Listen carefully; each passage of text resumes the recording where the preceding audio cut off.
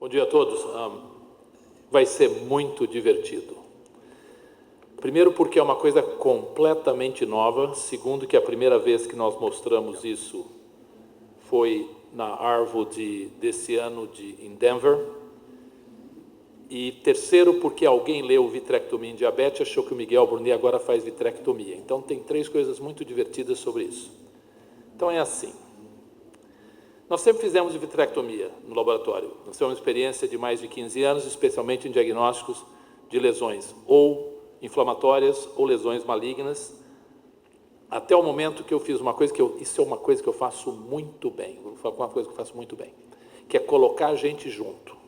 Então tem um patologista chileno que chama Pablo Zoriaquim, junto com uma retinóloga argentina, imagina botar um chileno com um argentino no mesmo lado, que se chama Evangelina Esposito, e um menino que chama Matthew Balazzi, que é um canadense e que faz programas de computação, e que ele treinou no laboratório porque ele queria fazer programas de computação em oftalmologia, porque o pai é oftalmologista, não tem a menor ideia sobre células, mas ele é que mantém a nossa máquina, que é o que nós fazemos em termos de microscópio. Nós não vemos mais microscópio. Nós pegamos a lâmina de histopatologia, colocamos num scanner, esse scanner põe isso no meu computador ou no computador de qualquer um que tem um programa, e o meu mouse vira os aumentos do microscópio, vai de 0 a 2000, o microscópio virou uma peça do nosso museu, muito interessante, que é aquele aparelho grande, vocês se lembram? Que a gente fazia assim. Não usa mais.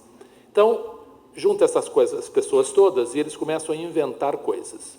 Então, baseado no que a gente sempre fez de vitrectomia, eles resolveram fazer um estudo em retinopatia diabética.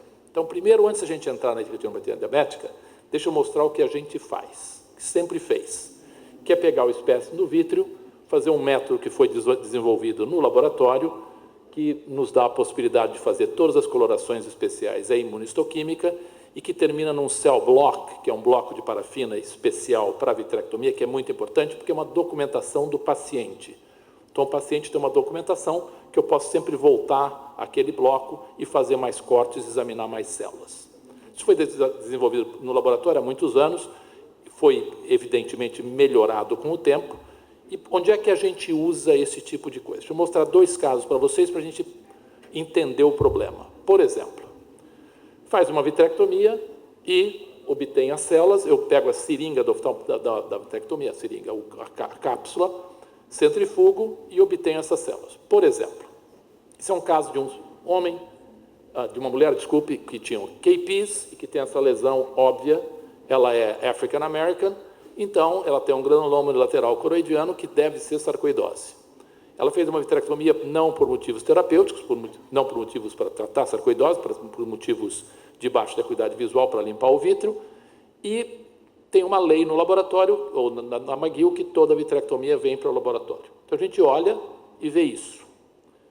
Isso foi muito importante porque os patologistas começaram a entender que isso são células chamadas estiócitos, combinadas com células enormes, e algumas delas células gigantes multinucleadas, dão um diagnóstico de sarcoidose. A primeira vez que eu mostrei isso num congresso de patologia, há 5 anos atrás, foi uma revolução. Aí eu disse para eles assim, no Canadá a gente fala francês ou inglês, tanto faz. Então vamos traduzir isso para o que o patologista sabe. O que o patologista sabe é colocar uma agulha nesses linfonodos para-hilares e olhar esse granuloma. Se eu mostrar isso para o patologista, ele fala assim, sarcoidose. Então, isso é o inglês. Se eu mostrar isso para o patologista, é igual, só que é o francês. Então, é traduzir a arquitetura para a célula. Então, começamos a aprender a fazer isso e começou a ser muito útil, por exemplo, em casos como esse, que é uma mulher haitiana que tem essas lesões muito típicas entre o epitélio pigmentar e a membrana de Brooks, cujo diagnóstico clínico era pneumocystis carinii, e que não é, porque isso fizemos a vitrectomia, um linfoma de alto grau de malignidade, como eu já mostrei na aula anterior. Então, isso é o que a gente sempre fez de vitrectomia naquele instrumento antigo chamado microscópio. Agora a gente pega essa vitrectomia e coloca dentro de um scanner, vai direto para o computador e aumenta as células até 1000 vezes. Aí junta uma argentina, um chileno e um canadense que resolvem fazer uma coisa muito interessante. É tão interessante que eu não sei exatamente onde a gente vai chegar, mas olha que coisa interessante. Eles resolveram pegar todos os samples que a gente tinha em pacientes com retinopatia diabética e comparar com uma população que não tinha retinopatia diabética.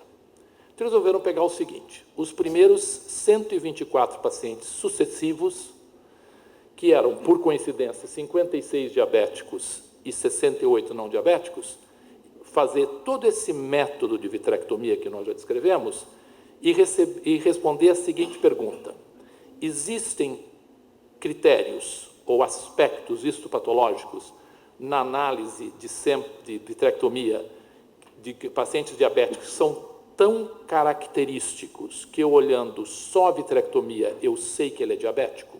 Primeiro. Segunda pergunta. Para que eu veja o vítreo desses pacientes e faça o diagnóstico de diabetes, esse paciente tem que ter retinopatia diabética ou ele tem algumas características que eu posso antecipar que ele vai ter retinopatia diabética?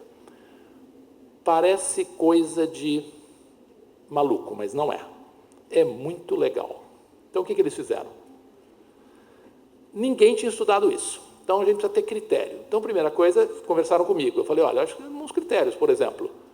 Quanto tem do sample? O sample é pequeno, é grande, o tipo de matriz do vítreo é seroso, é proteináceo, o tipo de células que a gente tem, células fusiformes, células do epitélio pigmentado da retina, estiócitos, células inflamatórias. Como a retinopatia diabética é uma doença essencialmente vascular, talvez a gente tenha que olhar os endotélios dos vasos, tem que olhar se tem vaso aneurismático, tem que olhar se tem vaso necrosado, vasos fantasmas. Fizemos, então, uma tabela de critérios. São esses critérios que nós vamos usar para sempre? Não sei. Mas esses são os critérios que nós acabamos de mandar para a publicação e foi aceito há 3 dias atrás. Então, esses são os critérios que nós vamos nos guiar. Então, o que aconteceu com todas essas amostras que nós tínhamos? 124 pacientes, 68 deles diabéticos, 56 não diabéticos. Foi isso. Alguns deles tinham um conglomerado de células, outros tinham essa matriz proteinácea e outros tinham esses vasos que a gente não vê a parte vascular, as células, a gente só vê a sombra dos vasos, os shadows dos vasos. E aí nós vamos fazer imunistoquímica. Como agora a gente tem anticorpo monoclonal e marca todas as células, então você tem imunistoquímica para 2 coisas, para células endoteliais e para pericito. Por quê? Porque a gente sabe que perda de pericito é importante na diabetes. Ou pelo menos é o que a gente conta, só que ninguém tinha visto ainda. E aí leva-se nesse Matthew Balazzi, que é o canadense, que não entende absolutamente nada, nem de diabetes, nem de biologia, mas entende de programa e entende de número. Aí me ensinou a dizer uma coisa que é muito importante. Esse programa que eu tenho nessa máquina que faz o PDF das minhas lâminas, ele é de uma plataforma aberta, ou seja, ele desenha programas e essa máquina, então, conta os vasos, conta... Eu ensino a máquina faz tudo isso para mim. Vantagens. Ela faz muito mais depressa do que eu. E faz muito bem. Tão bem que eu comecei a ficar preocupado. Se os meninos não vão querer ter a máquina, e numa dessas vezes eu vou chegar no laboratório de volta do Brasil e trocar a combinação da porta para eu não poder entrar mais. Quer dizer, então, preciso tomar um pouco de cuidado com a máquina para que a máquina não me substitua. Mas então a máquina faz tudo isso. Aí você dá os números para o Matthew Balazzi e é muito legal. Ele pegou cada uma das características e fez uma análise multifatorial. E chegou à conclusão seguinte, que toda vez que eu tenho vasos em que, o número de células endoteliais é muito baixo e que eu tenho ghost vessels, que são as sombras dos vasos, sem pericitos, 98% das vezes o doente tem retinopatia diabética. Se eu tiver a combinação de células inflamatórias, com diminuição de endotélio e hemorragia, em 80% esses doentes têm retinopatia diabética. Agora, o mais interessante, existia uma percentual de pacientes teoricamente não diabéticos, que não tinham retinopatia diabética, não é que não diabéticos, que não tinham retinopatia diabética, que tinham essas características, principalmente a perda de pericitos. Então, eles tinham estiocitos, células inflamatórias, hemorragia, alguns vasos com diminuição do número de endotélios, de células endoteliais, mas não muito, mas tinham já vasos, sombras desses vasos com necrose, os ghost vessels, sem pericitos. Esses doentes, nós fomos olhar no file do doente, no chart do doente, esses doentes eram diabéticos e nós não sabíamos. Eles não tinham retinopatia diabética. Então, o interessante do trabalho é o seguinte. Primeiro, que esse material de vitrectomia, que vai ser jogado fora, tem uma extraordinária sensitividade e especificidade para mostrar achados morfológicos relacionados à diabetes, que nos vão deixar entender, inclusive, muito mais sobre os mecanismos fisiopatológicos da retinopatia diabética. Eu posso, talvez, ainda usar essa vitrectomia ou essas amostras de vitrectomia para fazer um método de screening na população, numa população de alto risco, para ver se esses doentes têm ou não têm alterações morfológicas da diabetes. E o mais interessante, que a presença desses achados morfológicos num paciente diabético sem retinopatia pode indicar que esse paciente tem um alto risco para retinopatia, porque agora tem o pulo do gato. 90% dos pacientes que não tinham retinopatia, mas tinham as alterações compatíveis com retinopatia, desenvolveram retinopatia diabética. Então, talvez esse método seja muito bom para antecipar, prever ou fazer um diagnóstico tão precoce de um caso de um paciente, ou talvez segui-lo com mais frequência, que tem um alto risco de retinopatia diabética.